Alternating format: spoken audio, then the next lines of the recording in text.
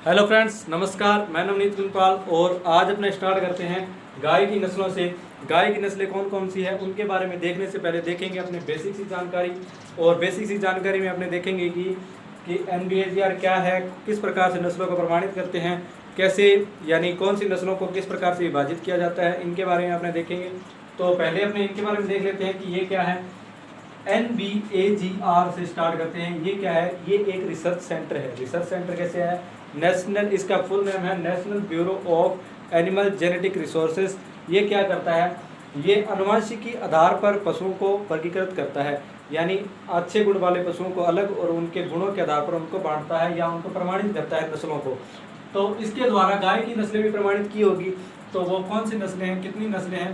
तो वो 53 नस्लें हैं। तो अब आप बोलोगे सर अपने 53 नस्लों के बारे में पढ़ेंगे? नहीं, अपने 53 नस्लों के बारे में नहीं पढ़ेंगे, अपने पढ़ेंगे वो नस्लों के बारे में जो अपने सिलेबस के अंदर है। तो अब आगे देखते हैं कि भारतीय गाय लिखा हुआ है और विदेशी गाय लिखा हुआ है, ये क्या है? तो भारतीय गाय और विदेशी गाय दो अलग अलग प्रकार की अपने गाय भारत के अंदर पाई जाती है, यानी है तो वो विदेश की गाय लेकिन वो भारत के अंदर भी पाई जाती है। तो इनको विभाजित किया गया है। तो जैसे भारतीय गाय कौन सी होती है? भारतीय गाय में और विदेशी गाय में एक फर्क है जो अच्छा खासा मतलब इंसान बता सकता है। कैसे? एक तो इनके अंदर जो भारतीय गाय है कुबड़ पाया जाता है, कुबड़ पाया जाता है। और दूसरी बात, इनकी जो पीठ होती है उनके अंदर झोल पाया जाता है, तो पीठ मुड़ी हुई।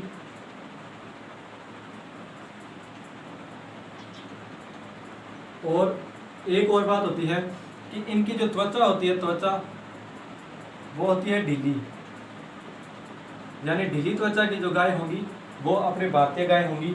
और विदेशी गाय में क्या होता है, इनकी कुबड़ नहीं पाया जाता,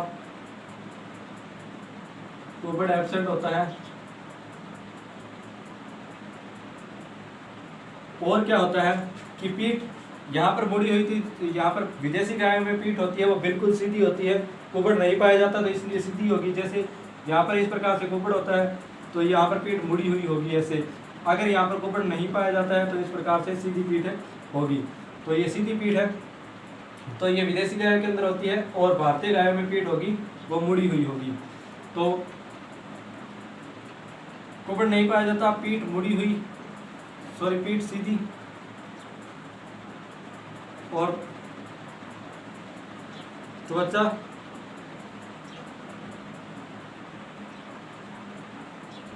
कसी हुई या कठोर बोल देते हैं। जेबू, जेबू क्या होता है? जेबू जो यूरोपियन देश है, यूरोपियन देशों में गायों को बोला जाता है जेबू। यूरोपियन देशों में गाय को जेबू बोला जाता है।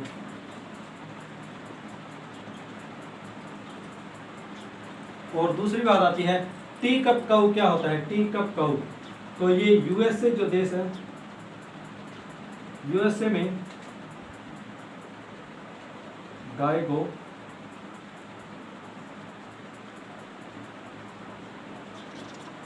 टी कप काऊ बोला जाता है। अब बोलते क्यों है ये तो उनको ही पता, लेकिन टी कप काऊ बोला जाता है।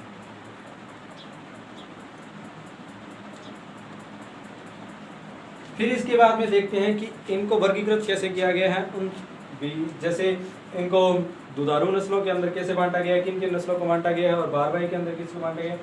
उससे पहले थोड़ी सी जानकारी और दे देता हूँ।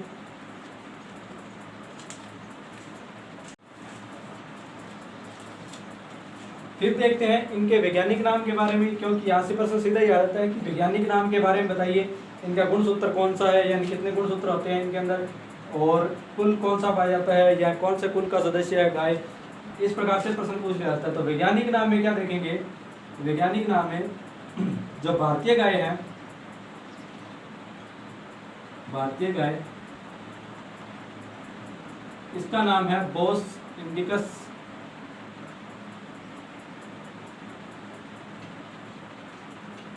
बोस इंडिकस, इंडिया से इंडिकस याद रख सकते हैं भारतीय गाय। और बोस टॉर्टस विदेशी गाय।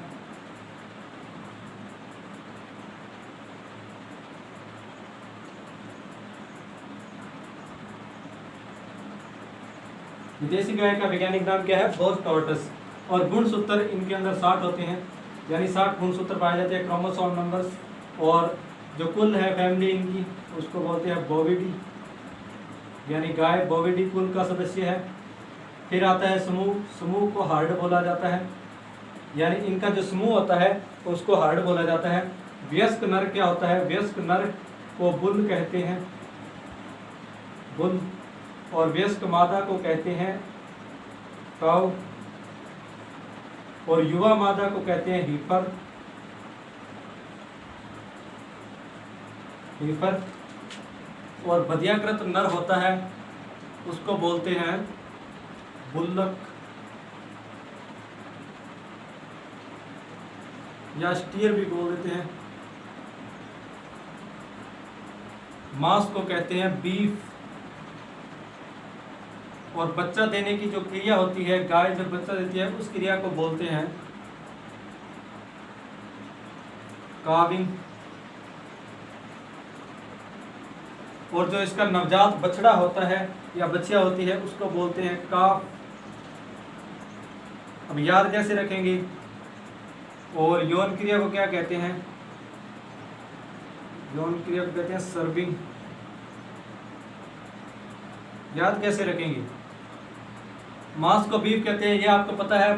बुल, बुल जिसको लॉक कर दिया गया है, बुल लक, तो बुल लक अपने याद रख सके। बधियाकृत नर है उसको बुल लक बोलते हैं। और बच्चा देने की क्रिया यानी काफ देने की क्रिया क्या क्या कहलाएगी? काविंग कहलाएगी। और बुल बोलते हैं, काऊ बोलते हैं हीफर, यानी युवा जो मादा होती है, जो युवा मादा होती है उसको बोलते हैं हीफर। और गुणसूत्र इसके 60 होते हैं। हार्ड यानी इसका जो समूह होता है उसको हार्ड बोलते हैं। इनके बारे में आपने देख लिया। और इसके बाद में देखते हैं आपने इसका वर्गीकरण किस प्रकार से किया गया है, उसके बारे में देखेंगे।